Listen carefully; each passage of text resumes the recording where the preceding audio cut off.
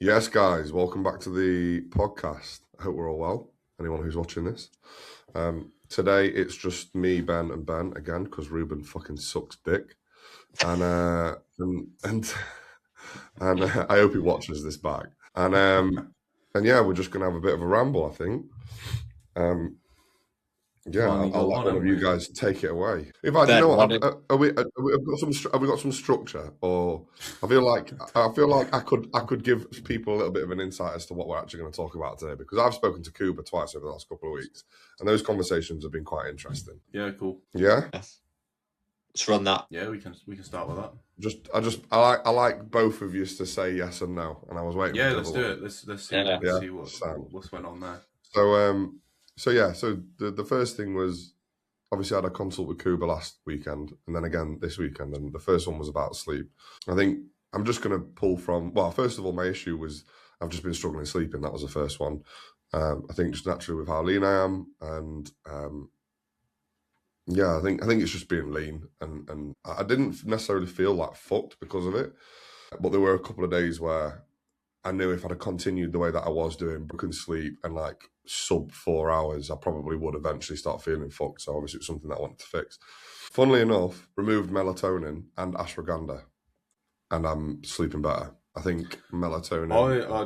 I'll bump in. I don't get on with ashwagandha that well. I'm not gonna lie. Yeah, well, Louis said that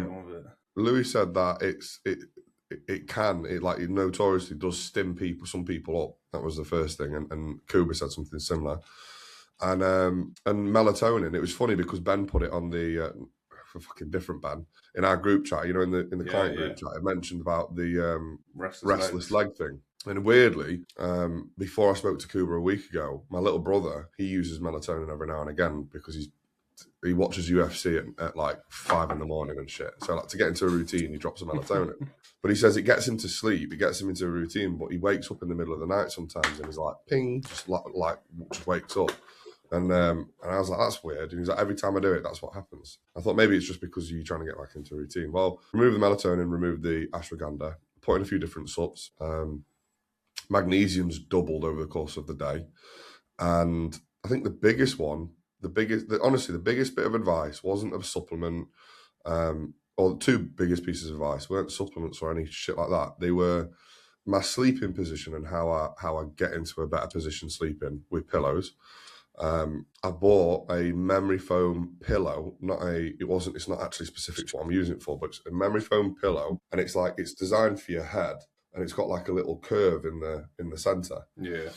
And what I've done with that is I've actually just put it under my arm, so you're sleeping. So my body sits into the curve, and it's a much better setup for my body and my shoulders. So because I'm a side sleeper.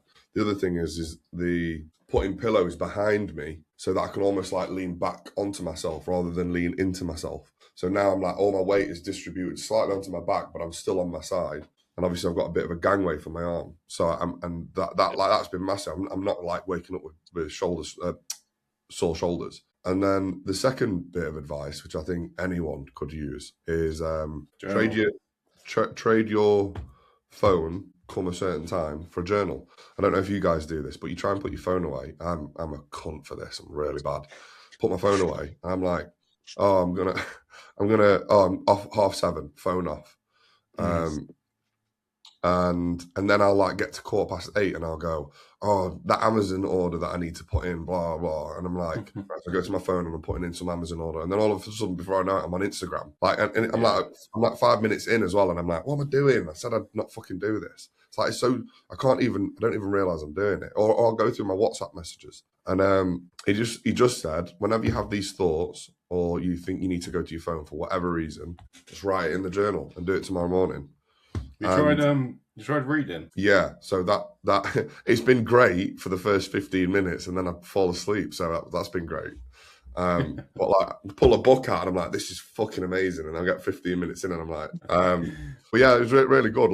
So I get in bed at about 8:15. No, about 8:15. Put my phone away usually about 7ish, give or take 15 minutes. I take this upstairs with me to bed, and I take a book called The Man's Search for Meaning. and which is an amazing read, by the way. And I read that, and then whenever I'm like, I leave my phone downstairs, and whenever I'm like, oh, I need to go on my phone, I need to do this thing, I just jot it down in the notepad. And it's really good because like it removes all this shit in my head, and it's like I just don't stress about it. I'm not thinking about it before I go to sleep. It's probably quite beneficial for when you wake up as well, because you've got like stuff you've jotted down, and you're like, cool, I can crack on with that and just start knocking things off straight away. Well, what I noticed was going on the whole like going on your phone to address a thing that you feel like needs addressing. It's like a bit of a like a paradox. Like you think you're going to your phone to get shit off your mind because you've got stuff on your mind that's related to your phone, like maybe reply to a message or write something down or order something on a fucking website or whatever. And then you go on, and then when you're on your phone, it brings new information at you. So then you're thinking about more stuff, and then you put your phone away, and it like encourages more thought. Yeah. So like just writing all the shit down initially, like usually I get about 5 or 6 things written down, and then that's it. My mind is completely clear then, and I get nothing else pop up. So that's honestly been like fucking mental, like really, really good for my mental clarity, and my ability to wind down in the evening. I think my sleep quality's improved, and then obviously the pulling the supplements out, the sleep positions, that was massive. So what was the consult today about? That was about my training. It was nice because Kruger, obviously he went over my physique. We had a good chat, you know. I'm warming to him. But like when we were talking, I was like, "Can you remember?" Because obviously I'm going to have him on the podcast. I said, "Can you remember the first time we met?" And he went, "No, but I was probably a cunt." I was like, I think he's very aware, isn't he, that what people think about him. But I think also he's one of them that where you probably get to know him, he's very different to what you perceive him as. Yeah, do you know what I think? I think a lot of my perception of Kruger, there are some things about him. There's some things that he's done, behaviours that he's shown. Because obviously he had a bit of a run-in with Harvey, and I'm very protective of Harvey, and I'm going to speak to him about that on the podcast. But that's really like largely where I base my opinion of him on. But you know, like in the pursuit of being fair and like understanding that we're all human and we all have our moments, I think actually he's a very intelligent, actually very emotionally aware. In a lot of aspects, and not a bad guy. And I think he touches on a lot of people's insecurities in his behavior. Like when someone, you don't deserve anything from anyone. Like you do you know what I mean? Like you go into the gym, and just because you might be friendly and nice and polite, or not even polite, but like just friendly or like outgoing, it doesn't mean you deserve that from anyone else. And when Kruger's in the gym, he's just so in love with bodybuilding. It just consumes his mind. Like you can just speak, those consults was really, really interesting. You can just tell it consumes him. Like it's all he's thinking about. And you go in and you become a distraction during his moment of peace. Well, it's his time, isn't it? That's like his time of the day where it's for him. And you interrupt that, and Or he's almost like he's away with the fairies, right? Like he's almost like in his own mind thinking about the session, and when he's like appearing to be miserable or grumpy or serious, really he's just nothing. There's nothing there. He's just in his head, and whatever you make of that is a reflection of you, I think, a lot of the time. And so, like, yeah, I get it. I do. I mean, I think. There's a barrier there, like there's a boundary there. Obviously, and I think there's a bit of give and take, and I think he's aware of that as well. I think he knows that he can be a bit funny sometimes, but yeah, it was fun. It was a good chat. Yeah, I always try to not base an opinion on someone from how they are in the gym, just because I know I'll probably come across as a bit of an asshole sometimes. Just because just like really just zone into my session, and I don't pay attention to anyone around me. Like, there's people I know, and they're probably walking past me, and they're probably like trying to catch eye contact to say hello, and I just don't clock it. We have our moments. that's just, yeah. So unless you're just being an absolute asshole, then I'll judge an opinion on you. But like, if you're just like, I can see you're in your sesh, you're not saying, "Oh, that's fine." Like, you just do you, carry on. I think a good way to like measure it and to work out whether or not it's you being sensitive and projecting, or whether or not it's them being an arsehole and they've done something wrong, is just say, like, objectively ask yourself, like, which is difficult in of itself, but go, what have they actually done wrong? Like, what is it that they've actually done wrong? Like, what's the inappropriate thing? And then you go, oh yeah, he was just funny with me, right? And like, then you dissect that and you go, okay, so what was he doing to be funny with you? And you go, well, he just looked at me weird. And you go, okay, well, he's not really done anything wrong then, has he? Like, just how you're perceiving it. Like, yeah, and that's how. Someone told me they thought he was a bit of a prick because he didn't smile at them once, and I was like, where's the right for you to have to think that he has to smile at you? Yeah. But yeah, anyway. Back to that, thinking you deserve things off people. It all comes back to that. Yeah. But yeah, he's just brash and he says it how it is, and fair enough. Yeah. At least you know where you stand with him. Yeah, exactly. Yeah. Yeah, that is true. Yeah. But yeah, we had a bit of a laugh about that. But we were talking about my physique, and he was saying how to move my sessions around, how to get more out of my sessions. He wants me to remove drop my volume a bit. He said I do a dumbbell RDL, which I really connect well with through my glutes and hams. But his feedback around my physique was, well, he has his thoughts on my physique, and then he asked me what my thoughts were on my physique, and he said, ultimately, you're building whatever it is that you see fit because it's your physique. He went, don't be swayed by what someone else thinks your physique should look like. Like, if you've got an idea of what your physique looks like, or what you want it to look like, then run with that, because that's the thing that's going to drive you the most to achieve it. If you've got this vision, face the vision. So yeah, I was like, cool. I think ultimately in bodybuilding, we all have like this picture in our head where we want our physiques to get to, don't we? Like the ultimate goal. So you just need to strive towards that, especially if you're if you're in something like classic physique, which you are, of course. It's very subjective as it is. Like, one judge could say you need this, the other one could say you need that. So you may as well just go for what you think in your head is your ultimate look. Because like you said, that's going to drive you. And ultimately, like, we do this to try and get to the physique that we're happy with. And if that's going to make you happy, that's the main thing, isn't it? I also think you know your physique better than most people, right? And you know what shots you can hit and why and where and how they will adapt over time. And like, I've been obsessive about bringing my chest up for years, and it's come up loads. But like, I could very easily keep going down this train or this idea of like it more. But I've realised that for my physique, what I want it to look like and what I'm able to do with posing in order to mask certain things and not be able to hide others,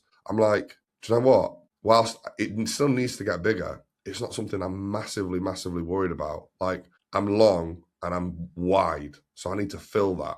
So limbs and width. Yeah. So yeah, because you don't want to spend so long trying to bring up a weak body part that you then take away from progressing your physique overall, because you're just so focused on this one body part, which in fact has improved, but because you're so like conscious of it and paranoid about it that you just like, oh, it's never improving, so you constantly want it to improve, then you're just taking away from other body parts which could be improving. Is it a horrible take as well to say that some people maybe fixate on weaknesses too much and you could actually focus on strengths? Because I know there's this thing about balance in bodybuilding. Do you not think there's some sort of wow factor if you like max with your triceps, let's say? Do you know what I mean? Like, you step on stage and you have ridiculous quads. Does that not gain you merit, even if you are slightly imbalanced? I think it depends on your goal and what you're competing in. The physique and the strength and weakness. I think because say you're in bodybuilding, I think having like a really strong body part does set you apart, and it almost helps you. But in something like classic physique, I just think if you've got a really strong body part, it just spoils the look. Yeah. Well, see, my argument to that is in my opinion, the only body part that can be ridiculously, and this is why I'm obsessed with growing it more than anything else, is your back, right? It can't be too big. it can't, it like, it Yeah. makes your arms look, it makes your I arms look agree. shorter, right? It makes your arms look shorter, so then your arms don't need to be bigger. It makes your waist look smaller, which gives the illusion of a more of an X frame. It gives you more density from the side, so when you turn and you hit a side shot, right, you're here, you now not have no gap between your arm and your lat, right, which means that you can twist even more. So you've seen how most bodybuilders do a side chest now. They don't do it like Arnold. They all come round. They twist. Right, and they make themselves wider, don't they? The only way you can do that without any gaps is with massive, thick, dense lats. I do agree with this, but let me give you another example. Wes, for example, has a fucking massive back. Yeah. A huge back. Yeah. But because of that, in his back shots, his lower half suffers massively. But what's your take there then? But he is winning shows. He's winning shows, but that's not gonna stand at the top level, is it? Because you're comparing him to someone who is absolutely complete and also an incredible bodybuilder. Like if you're right, like a complete bodybuilder is definitely going to be a non-complete bodybuilder, and having a strength is potentially going to make a weakness look even worse. But in Wes's scenario, I think, right, if his back came down to bring his legs up, I don't think he'd do any better. I was just about to ask you that. Yeah, fair. Okay, interesting. In fact, I would argue maybe he would do worse, in fact. But again, I think it all depends on the physique, doesn't it? It's hard to measure that, isn't it? It's so hard to measure, yeah. But going back to Kruger, he said, he was like, my glutes are mint. He was like, you don't need to be doing any more glutes. I was like, what? Because there was shit last time I competed. And I was like, oh, well, I never got glute lines last time and they're really shit, dead small. And he was like, mate, the massively overpower your hamstrings. Your hamstrings need work. They're not bad, but like, look at your fucking hamstrings and your quads. He said, your quads are really, really good. From the front, your quads are amazing. But from the side, they're okay. But again, it's like the hamstring that just completely just disappears on your straight shots, on your quarter turns.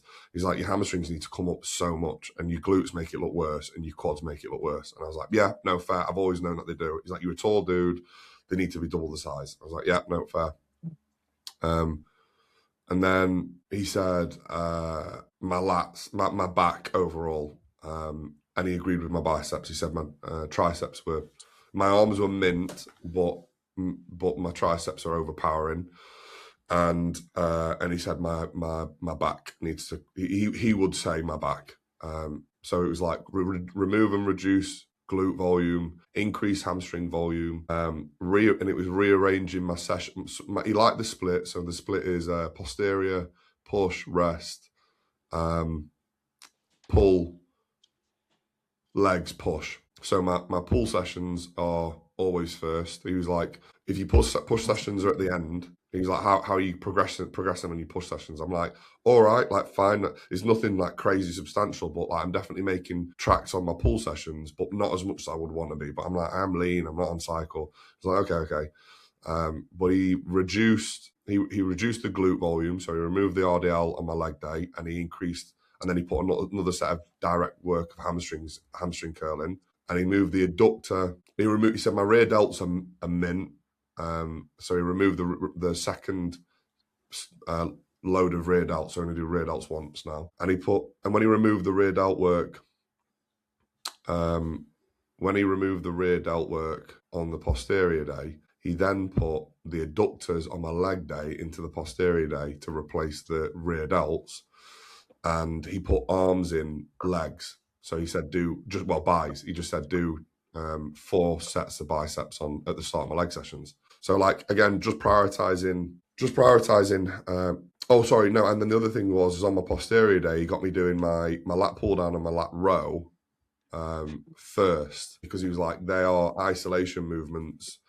You need to bring your back up and they won't take away from your hamstrings. He thinks that doing hamstring curl first will take away from my pulling. He said just do the pull down first, and then he said do the pull down in the row first, and then the hamstring curl. So yeah, it's just moving everything around a little bit. more specific to what he thinks I need to bring up. I'm on the same page. I was unsure about the glute work, but I'm feeling a bit knackered at the moment, but I can't tell whether that's me feeling a bit run down and ill. So yeah, I'm excited to see how it impacts me. Maybe it's a slightly less volume, more specific, a changing order of exercises. Interesting. Change is always a bit nice as well, isn't it? I love hearing about the Ben, training. how's your week been? Say again. I was saying I love hearing about the training. I think I think each split has trade-offs. I think back to some of the splits that I've done in the past, and I definitely find, I don't know if Cuba talked about this, Max, but that third consecutive training day can sometimes be a lot. One of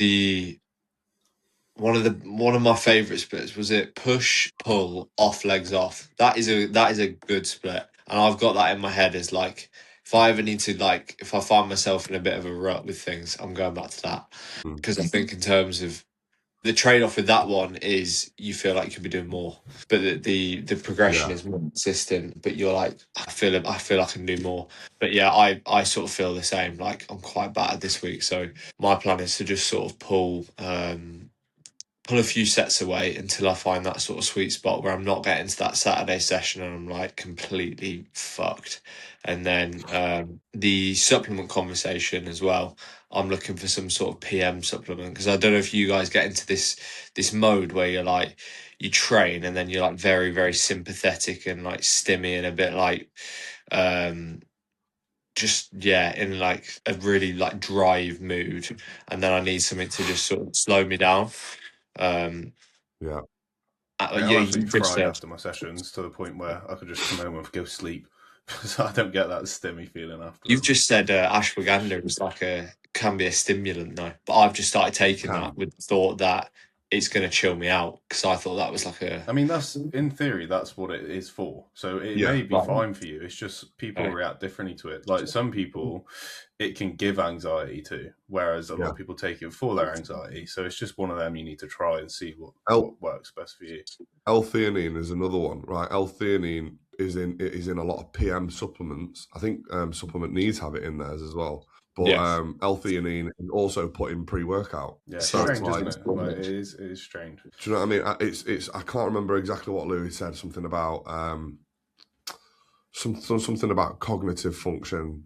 But it's like how it's coupled in with certain things, but it can go rogue and it can drive you to be sympathetic. So it's like you just need to be really, really careful with these things, because this is where I got to. I was like, put a supplement in, put another supplement in, or like you run a load of supplements, and at a certain stage of your phase, and you're like, yeah, this is fine. It doesn't bother me. Like me in my off season, I'm gonna sleep 8 hours easy. That's never not happening. But I just take these supplements out of routine, and then started getting leaner, and maybe my sleep starting to get impacted. And actually, the supplement that I've been taking in my off season is something that does stim me up, but I never knew it at the time because I was so fucking exhausted. But in your head, you've not even thought of it, and then you're like, well, my sleep's fucked, so I'm just going to add something else in, and something else in, and something else in, and it never really improved. This is like the problem with supplements and brands that have like these blends of different things, is you take them and you don't really know what's doing what.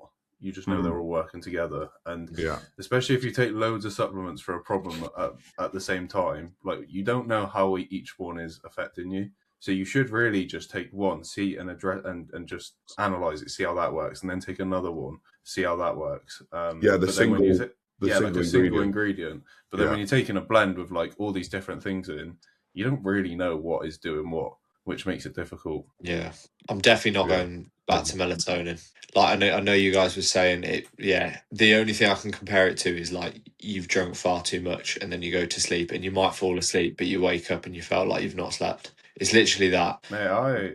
It's for me. It's like it's the one sleep supplement I take. You rate it? It's so good for me. I really rate it.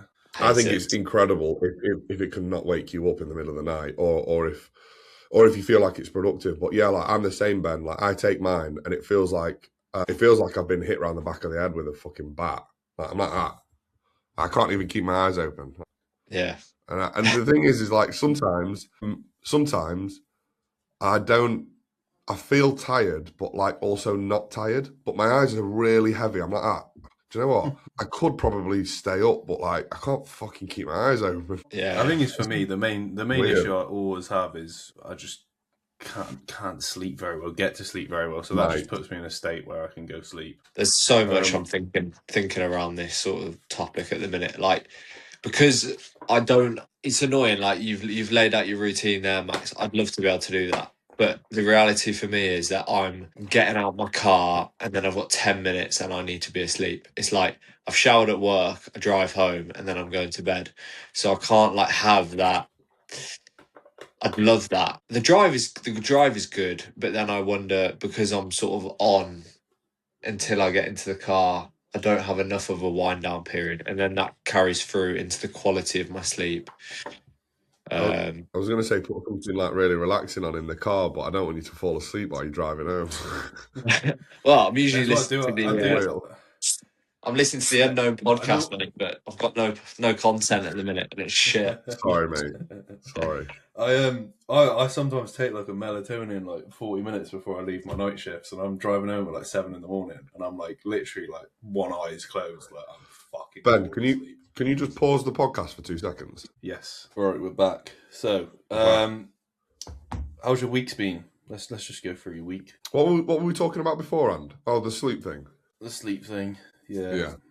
Now, before we move on to each one of us, what were you saying about your routine, Ben? Because I'm interested to get into this.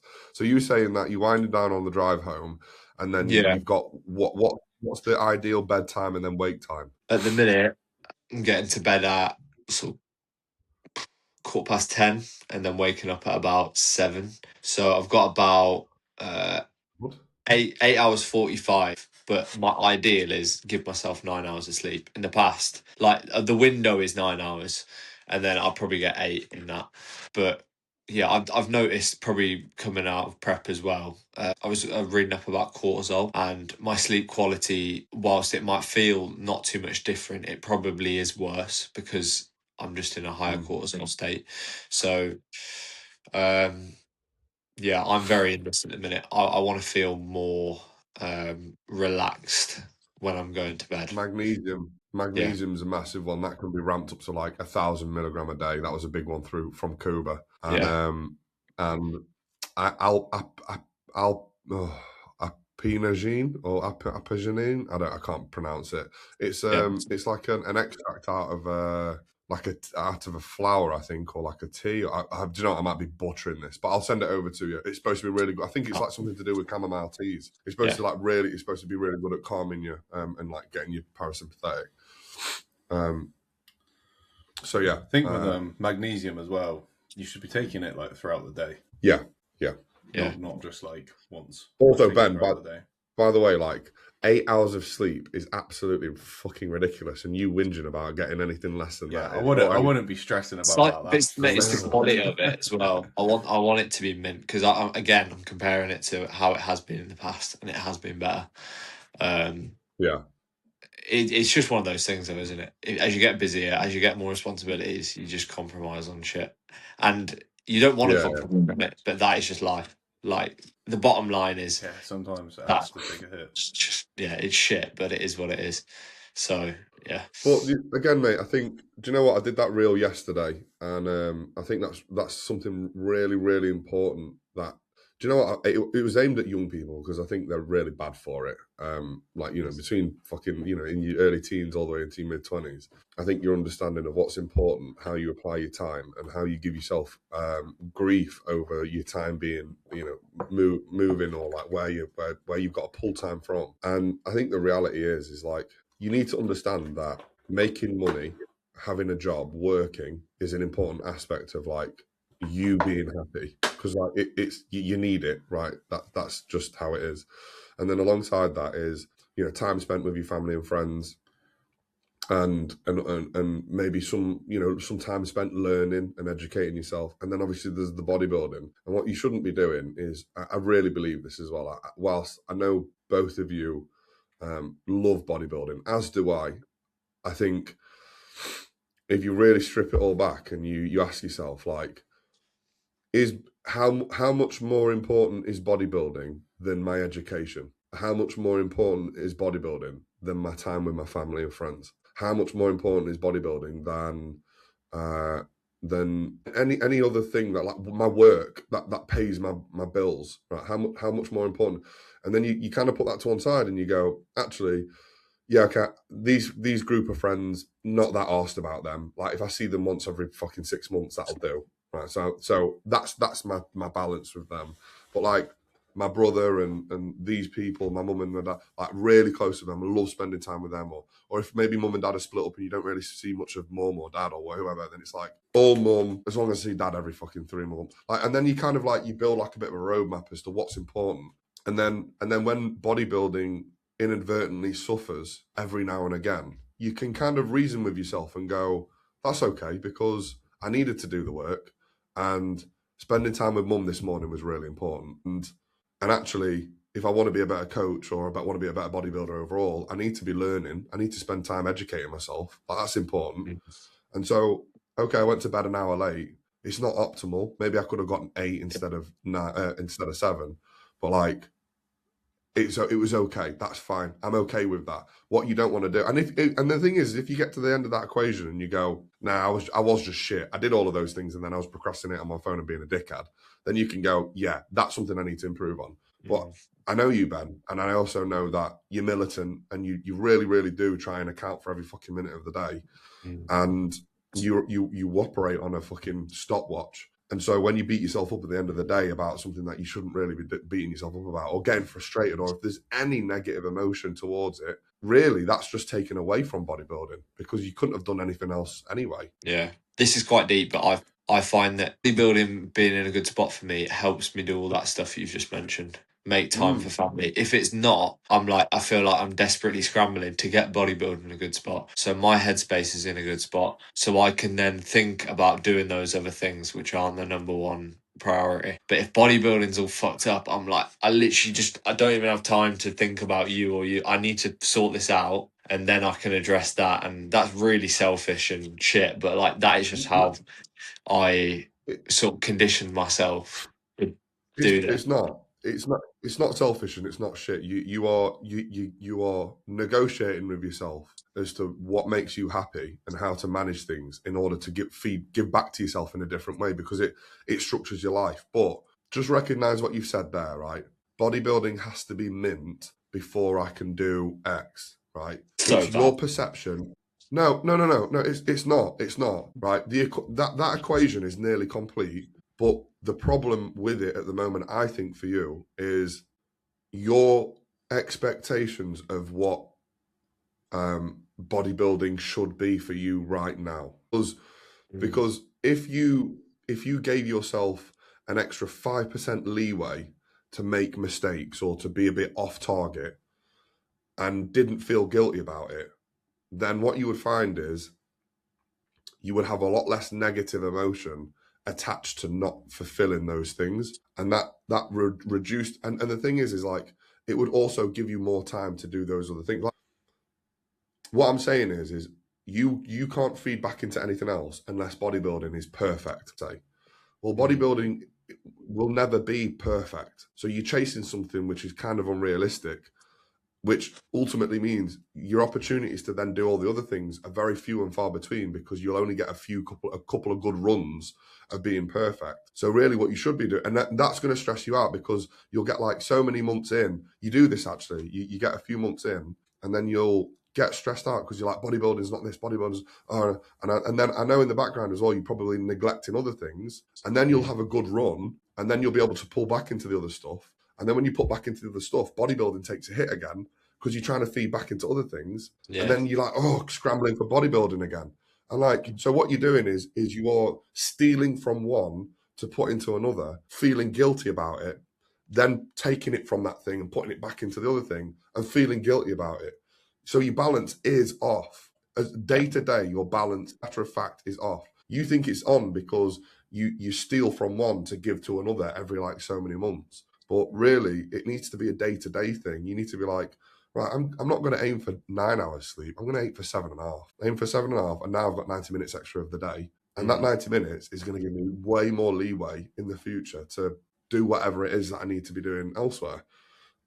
When you start being shit with bodybuilding beyond that, that's when it's a problem. That's when you know you're being, and anything above that is a bonus. Right? That's how I see it. Yeah, you just need to reframe things. Yeah, I'll go on a little bit of a tangent here about like you, especially if you're new into bodybuilding. But you mentioned like work and work commitments and how that should be a priority with your time as well. And I think it's very important when you get into bodybuilding, you're new to it, you need to build something alongside bodybuilding in terms of a career or a business or something that's not involved in bodybuilding, especially when you're new to it. Because say you have aspirations of being a coach or making money through bodybuilding, that's fine, but it takes years to get to that point. Like you have to either put in a shit ton of time into your own physique and learning, and this isn't something that's going to take a couple of years. This can take multiple years. And whilst you do that, like you need something to pay the bills. Like it's not cheap. And if you're just neglecting a career or a job for bodybuilding, you could be prioritizing your time and building some form of career alongside it. So if bodybuilding never sort of gets to a point where you want it to, cool, you've got this career alongside. Like I know if bodybuilding never gets to where I want to, it's sound because I'm a qualified radiographer. Like I've got this here, like that's in my bank. I could go around the world and do this wherever. And that's because I was just doing that alongside when I started bodybuilding and built it up. And a lot of my time was prioritized into that, but I still bodybuild alongside it, and it didn't take anything really away from it. But now I've got this career alongside it that if I ever need to fall back on, I can. It's a weird thing because in one sense, having a good job usually comes with a bit more money and a bit more time or a bit more flexibility, right? If you've got a really shitty job and you're working at McDonald's, and like that's not great because you're not getting paid a lot and you've got to do really shitty shifts. But if you've got an all right job, something that's consistent that you can work around, that's it's structured and probably pays an all right wage. I think it's almost vital in order to be good at bodybuilding, because you need the structure and you need the money to finance the hobby, because that's what it is at that point. It's a hobby and it is expensive. The supplements, the gear if you're assisted, all the kit, all the food. Like if you really want to, if you start deep diving into it, you start spending a bit of money on education, maybe a coach. All these other little bits like, the food quality, the amount you eat, like these things start adding up. And so like you need a good job in the background to be able to support that. Or to some degree, right? But then you could say as an argument, and this is where I've come from, and I wouldn't advise this, right? But this has been my experiences. I used to have an all right job, and I was making about $3,000 after tax a month, because it was safe, I didn't have the fear. That's what I like to call it, the fear of like not going anywhere, not doing anything, the fear of everything failing. Like I think when you've got the fear, you're way more likely to make shit happen. And it was only out of circumstance that I like got the fear, where it was got driven into the back of, got a payout, got 6 months off work paid, and in that 6 months I was told to take 6 months off, but I was all right after about 3. And then I went home, I moved back home, and I had the other 3 months off, and I managed to pick up a job, delivery driving, and I just fucking fully sent bodybuilding and try and make something of it and coaching it. And then I got a job working behind Ultra, and like I went from making $3,000 after tax to like barely 1,500 quid. But like I was terrified of like it not working out. So I like did everything I could to make it work. And I think that's why Joe brought me on, because he could see that I was desperate. Like it was just fire. I would do anything. And so I hear what you're saying. It's a weird one, because like if I was to tell someone to pick one of the two, it would definitely be have stability and safety, because I think that's a smarter life choice. But then I also think that sometimes safety can hold you back, because you feel like, oh well, I'm safe. I've got this job. I'm all right. Definitely. I think like, but like you said, you still had like, whilst you were getting into the gym and building up your knowledge, you still had that good job there. So you were still building like initially some form of base for yourself. Like you bought your house, didn't you? Flat. That time. Yeah. So like you still built something there with that job. Say you didn't have that job, that decent job, and you were just working a shit job. Like no, you're right. You've made a really good point. there's always going to come a point, if you want to make money from bodybuilding, that you're going to have to take that risk. And I know it's going to come for me at some point where I'm going to have to take a massive risk and lose a lot of money to do what I want to do and pursue it. But like I said, I can take that risk knowing that if it all does go to shit, I've got something to fall back on. But yeah, you will have to, that fear of being under the pressure to make it, because if you don't, you're fucked. That puts a drive in you that you won't get from anywhere else. But like I said, you can't just like pick up weights for like a few months and be like, I'm going to do this now, because like you've got nothing behind you yet. You don't have a good physique. You don't have the educational knowledge. You don't have the years of experience behind you.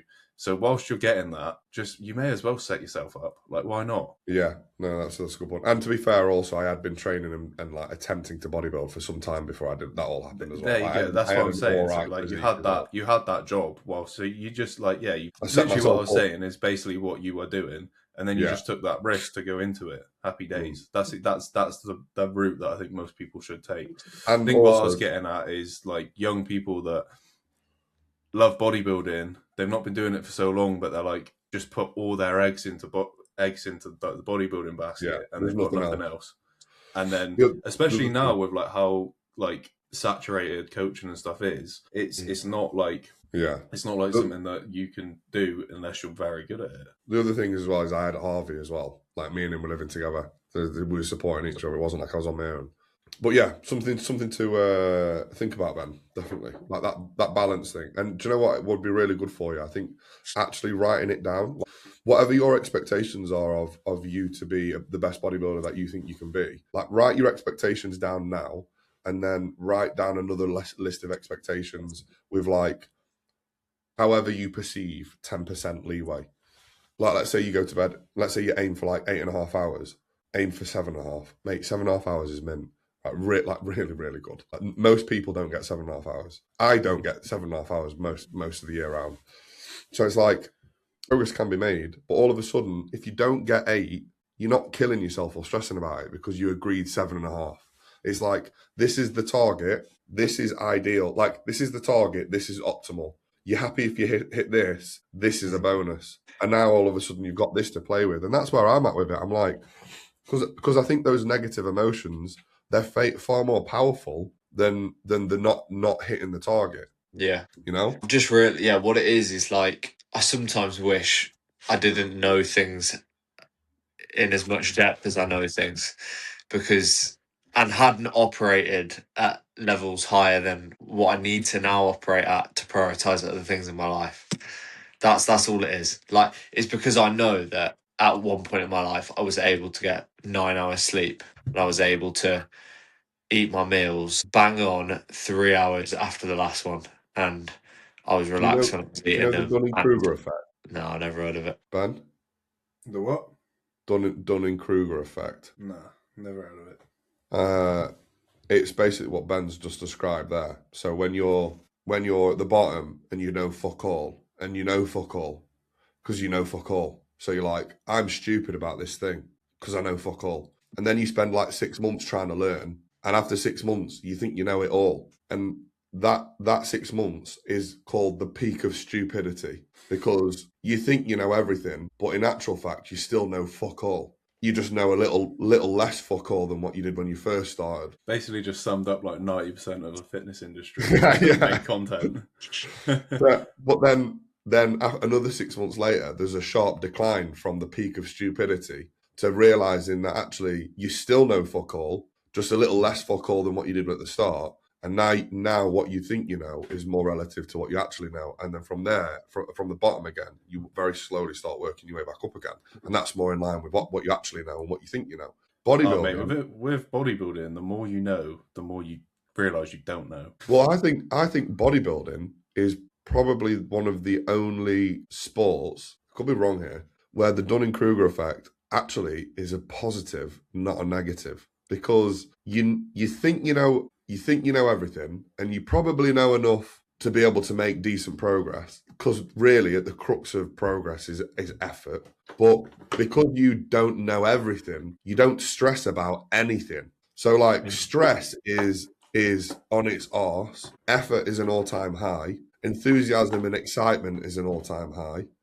And you're just going into the gym and killing yourself. And then as you begin to know more and more and more, you become more and more stressed, which then takes away from progress. Exactly. So I think bodybuilding is actually, actually, the Dunning-Kruger effect is probably positive for the most part.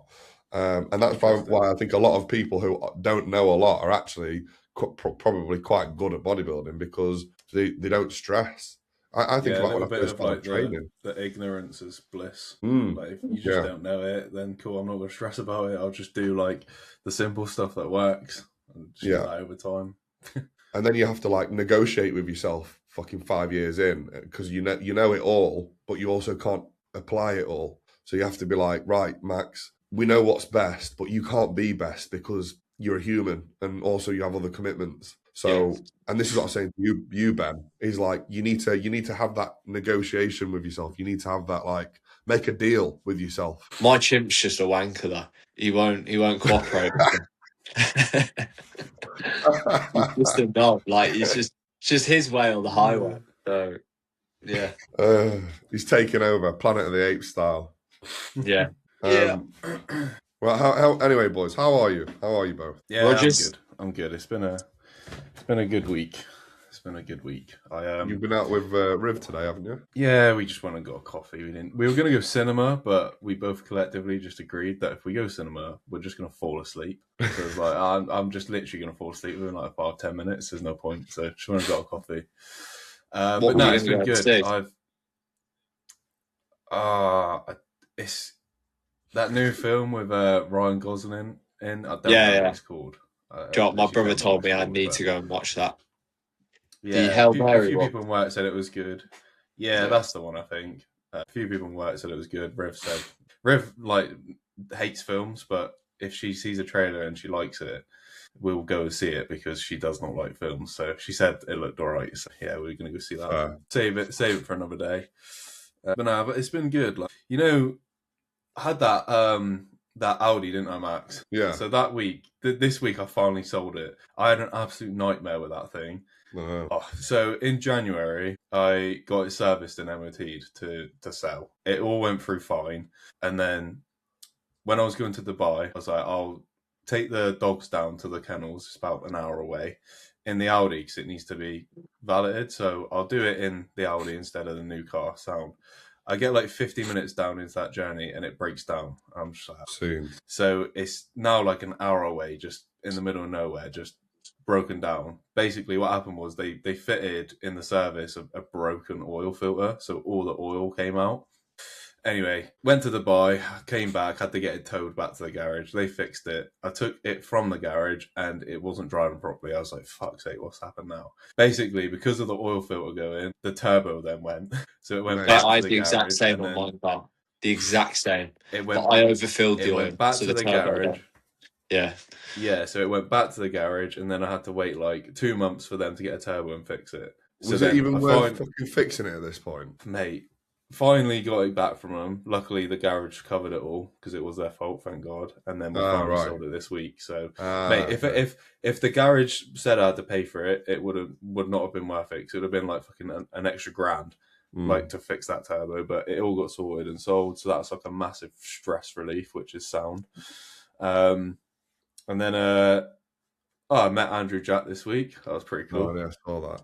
Yeah, he didn't even look that big, I didn't think. Mate, in person, he's obviously a monster. He's bigger than you think. But mate, he's lovely bloke, super humble, super patient. But mate, some of the questions people are asking in this crowd were just fucking ridiculous. Like, someone literally asked him like what his cycle was. It's just a bunch of kids there, like with their like parents and stuff. Like, what are you doing? Test and trend. But yeah, he was sound. He was really sound. Yeah, so it's been an all right week, just plodding along. What are you saying, Ben? How about yourself? Yeah, mate, sound much of the same. I mean, today I was meant to be in, but I literally just texted my boss. I was like, can I take some fucking emergency holiday? Because I was just absolutely written off after yesterday. But yeah, I'm just sort of not going through the motions at the minute, but sort of am going through the motions to get myself feeling a bit better. Some exciting news this week. I've got a training partner lined up, which I'm yeah, because I was like, I really want a training partner. I think it'd be really good for me, like for where I'm at the minute. So I've messaged a lad who we always used to train legs like accidentally at the same time when I was in prep. And like he'd always spot me on the hack squat, and I have like good memories of that feeling wicked. And obviously training with my brother as well. I used to love training with my brother, so I think it'll do me good. So I'm excited for that. I agree. Maybe. Yeah. Does he need vetting, or are you confident? He's a good spot. Are you going in with a couple of trial runs, or? Yeah. I think that's the first criteria. If they're a shit spot, like I'm not even considering you. Like if you're helping me when I've got like 5 reps left, yeah, fuck off. Some people need coaching, man. Give him a break. Everyone's different. Yeah. What else? If he's in your ear and he's talking to you about his missus all fucking session, that's when you don't want to train him, man. Because you can't teach that out of someone. Yeah. Whereas a bad spot, you can be like, no, a little bit less next time, or a little bit more. I think as long as they align with like how passionate you are with training, and you can see that they want to get really stuck in with you, then that's it. Just finding someone that you gel with in the gym and it doesn't take away from your training, because that's the difficult part. It's hard to find a good training partner. I've been very, very lucky finding Drew after Pierce. Very, very lucky. You seem to just find him. Pierce in his heyday, mate, was fucking awesome. He was such a good. But Drew, I remember seeing some of your sessions with Pierce, and that was spot on. That is like what you want. But then obviously Drew's awesome, mate. He's not even like a close second. It's just a different training partner, and Drew's like really calm. I think I've grown into a different person, and if I met Pierce again now to train how we did then, I don't think it would work the same. So I felt like I've evolved, and I need Drew now, and it's like worked really well because he's just very, he's just calm. Like he will push me, but he's not like, come on, like none of that. It's just like, I don't know, it's just confidence I get, and he's very focused as well. He's always like, he's on it always with plates on, off, straight away, doing shit, moving stuff around. I'm like dicking around with a camera and stuff. Or someone's chewing my ear off, and I get distracted talking to someone, and I look behind me, and he's loaded 7 plates onto the leg press. Bang! Nah, mega. Right, boys, I'm gonna have to shoot. I reckon I'm gonna leave you to keep chatting if you want, but I am fucking starving. Yeah, I'm good to stay, mate. Ben, I'll let you get off. And yeah, me and Ben will just. What do we need to do to finish off the podcast? I'm gonna leave. And it should, the recording should continue for one of you, I reckon. So I'll let you figure that out. But yeah, I'll jump off now, boys. Been lovely speaking to you. Sam, take care. I'm assuming once we just leave the chat, it'll cancel, right? It should do then. Yeah, I hope so. Wicked. Yeah, training partner. I think it'd be good for you, mate. I do. I think it'd be really good for you. It's weird because you've never really had. I mean, other than your brother, I wouldn't have been able to imagine you training with someone else. But I do think it'll be a positive. Yeah, I love training with him because so in an ideal world, you train with someone who's at a higher level because it's like you're trying to impress them, and then as a byproduct, your sort of training gets better. But with Will, like I knew he wasn't coming home and eating like an optimal post-workout meal and then nailing the rest of his day as a bodybuilder would. Calling me shit, like I used to love that. Like, no, genuinely, I used to love it. He'd be like, no, you're dumb. No. And I knew he was telling the truth as well. And it was just like, yeah. I'd still love to train with him. Yeah. But he's a dust. I used to love training with, love training with Harv. P was good that like P's got some sayings. Like when you're in a set and he was like, what was it? He used to go, he had these sayings. I think my mind's gone blank. He'd shout like best legs on stage as I'm halfway like the back end of a hack, or he'd go, and new. That was the one. He used to do that like and new IFBB Pro, and I'm like, I'm doing a fucking really hard leg extension, and he's going, come on, 2 more, and new, and I'm like, yes, come on. Yeah. Do you like that sort of like not being shouted at, but like just sayings like that, which will just be like, I'm not stopping. But Yeah, mate. I don't necessarily need to be like pushed beyond what. I mean, this is what I mean about my evolution is like I do think there's merit to doing that because it teaches you what like sickeningly hard training is, and Yeah, so then you've got like concept. Do you know what I mean? You understand where things are and how they affect you. yeah, And I thought that was really beneficial for me when I was younger with P. But with Drew, I know now that like I'm like a big baby. I'm like very sensitive. You know, if I overdo something, just even the slight, especially on a big movement, if I overdo something, even the slightest amount, especially with the level of accuracy yeah, and my weight and like the weight that I move, and I know it won't be a good thing.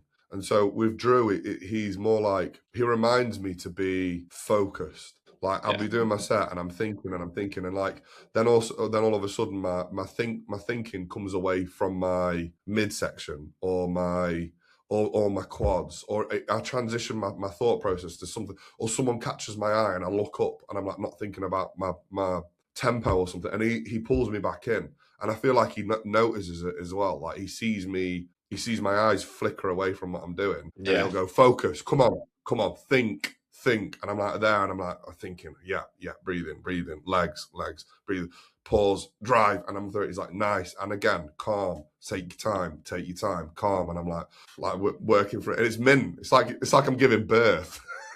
I think Come on, calm down, a little bit more. as you become more like advanced, that's the approach that you want to go towards, isn't it? Because at that point, you know how to Yeah, train really fucking hard, but you just, you want someone to sort of pull you in. Like it's the focus element of it, isn't it? Really, yeah. for sure.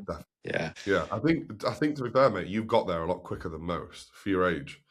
I think you've always had that. I think there's something about some people that they just have that training hard bit in them. Like mm. I don't know what it is, but whenever like as soon as I got into the gym, I could train to failure. Like really, I could. I Yeah, could. I would make myself throw up within the first 6 months of training. I had the ability to throw up from training hard, yeah, and like I would fully send it. And it's weird because I feel like some people have to train, like really train that skill. They haven't got it in them. yeah. And I do wonder where that comes from. Yeah, definitely. It is definitely a skill. Because, I think back to my earliest memories of training. I think I always trained hard. Like, my earliest memory of it is doing the bleep test for rugby. And I could just go and fucking go and go and go. And I'd just go until I was sick, essentially. But Yeah. I I was think going to that, say rugby was the one yeah, that came to my head then. yeah, go on. No, I was just saying you mentioned about rugby. Like that's my earliest memory of like pushing myself to a level that made me really like really tested the cut of my cloth. Like when you get up or you run with the ball and you go in full pace, and then someone like you just get knocked to the ground, and then you're like Yeah, scrambling, and then you get up again and you've got to get in line, and like you're with the line again, and you're having to, yeah. and it's the next hit and the next hit, and you're fucking exhausted and you're in Blows pain out your and things ass. hurt. Yeah, yeah. Yeah, but like the only thing that's driving you is adrenaline, and you're like, and you just keep going, and Yeah, it's mint. I think that's fucking awesome. It's a great way to learn how to train hard or put effort in rugby. for sure. No, so that'll be Um, good. That'll be good. But if he doesn't cut the cloth, yeah, getting the sack. yeah. I was going to say with where you're at the moment as well, with like your phase, like how are you feeling about that with the bloods and the phasing and the I'm sound. Like I just understand that. I think I'm reaching an understanding that I'm just me and you trying to make this sort of really perfect sort of post plan, if you want to say. Um, it's just a level of like realism and acceptance that I'm getting to of like, and you warned me this. We were driving home from that last show. Will gave us a lift back, and you said, "What's your biggest challenge is going to be your inability to operate how you have been doing the past 6 months or uh-huh. so." And it literally is that. Now I think about it, like it's just. I think for the last few months, I've been desperately clawing to like operate at that militant standard, but I just won't be there for a few more months, and I've just got to accept that. I know it'll come, and I'll get Mate, back you to where I won't. want to be. But you won't ever be there.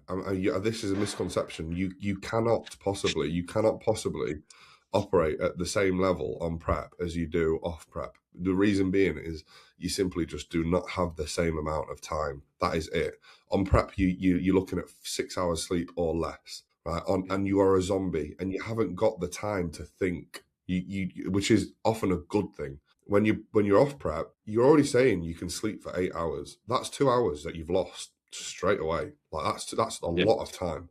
Right? Especially when you're operating the way that you are, like 2 hours to us is a lot of time. You're never, and I think this is where people go wrong, because there's that expectation, and then you beat yourself up, and you think you're a failure, and then you think you're a failure, and then what you do when you think you're a failure, you end up doing dumb shit because you feel bad and guilty and shameful, and then you eat off plan, or you miss a session, or you get in a shitty mood, or whatever it is. And like, this is what I mean about setting your expectations low, because if perfect is only good enough, you'll only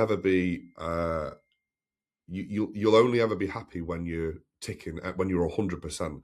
In fact, you won't even be happy. You'll just be satisfied. That's all it is. Like, imagine that. Imagine you're perfect, and all you get from being perfect is being satisfied. That's wank. And like, you can't look to sustain that. So you need to lower your standard. You need to be happy with achieving a realistic goal. Anything beyond that is a bonus. Then you feel really good. And you're never going to stress out about like not ticking those boxes, because you're capable of doing that. Yeah, so I think it's just sort of letting it be, not overthinking it, not deep in it too much, just going through the process, and I'll find like a really good spot again. It might not, as you say, it might not be as good as it has been, but it'll be in a place where I'm happy with it again. And I think that's just going to take a little bit of time. Yeah, like I posed again yesterday. I don't know. I know I should. Yeah. Oh, I was fucked off with it, man. I really was. But and it's like you're sat there just beating your head against the fucking wall, because I'm not. I've ticked every box. I deserve to see this thing in the mirror. Do you know what I mean? It's literally that. And then and it's just not correlating with my actions, and I'm like, what the fuck? It just doesn't make any sense. Like, all my training, like, because my training's getting really good now, like, albeit I'm a bit shagged, I could probably benefit from being a little bit less fucked all the time, and like that side of things. But things are really good, and then when it doesn't marry up with what you see in the mirror, it's like, will you just fuck off? Yeah, it's something that I've never had to experience, because I've never competed naturally, and so that it's really tough, mate, for me to be able to not empath. I can empathise, but it's hard for me to navigate with you, having never fully experienced it. But I can only imagine how fucking difficult that is. And the thing is you said something there again. It just brings me back round to what we've just been speaking about, which is, you go, I feel a bit shagged. I could do with being a bit more recovered. Well, your mindset will be, what can I do to be more recovered? And not, what can I... No, sorry, what more can I do? That's what you'll be thinking. What more can I do to be more recovered?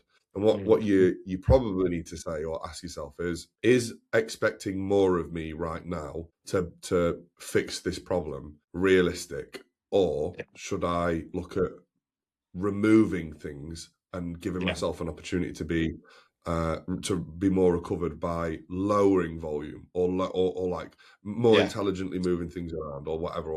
And I think that's the way to go. If you struggle, if you do feel fucked all the time, I mean, again, this is a subjective thing. You will know if the level of fucked you are is detrimental or not. But if it is, then it's not a case of what more can you do to recover. It's what do we look at reducing so that you don't feel as shagged.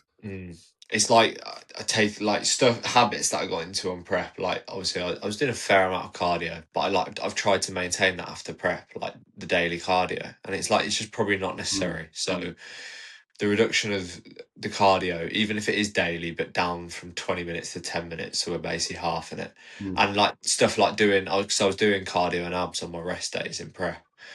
Like, stuff like that, it's just accumulating more fatigue, and like, I was realising that I'm really stress of having to go to the exactly gym. Literally, mate. So just cutting back on some of those things, I think will help as well. But it's like, it's really weird. It's like my lower body is like sharp and like looks like dense and hard, and then my upper body is like soft, watery. And I think that's a sign of that my body's still just being a bit like fatigued. Like if it's holding water, I think I'm just probably doing a bit too much. It is weird how through your legs actually do look really good, and this is why I don't think it's this linear thing. Like I don't think it's as true to form as what you think it is. Because like if you look at your legs at the start of your prep, or even like a couple months into your prep, they're not as lean as what they are now. Yeah, it is weird. Do you know what I mean? Yeah, I mean, I know what you mean about the lost tissue, especially I think it's your chest. Like, I don't think you've lost anything through your legs, and I don't think you've lost anything through your back or arms. It just seems like you've lost a bit through your chest, and I'm going to assume that's just stability from pressing, and that'll come back. Like it's one of your strongest body parts, mate. That'll fly back very quickly. It literally is coming back, so it's just not rushing it and like trying to feel positive that I don't like what I see in the mirror, but everything else is like generally pretty good. Like the training's really good. I'm enjoying it. So just focus on that. And you said that to me midweek as well. So that's where the focus is at the minute. Yeah. Good. How's the first one? Go on then. We'll call it there. If you were going to call it. It's just because my dad showed up. My dad ran. Gonna do one. But, it was a pleasure as always, mate. It was good chatting. Nice to get another podcast in. And we'll organise another one midweek, I reckon. Right, guys, thank you for watching. Guys. Sorry, apologies as well if I've been sniffling the entire time. I do have a bit of a cold. Sorry if that's been pissing you off. There's not much I can do about it now. Cheers for watching, and I'll see you on the next one in a bit. Yeah. See you later, mate. See ya, mate.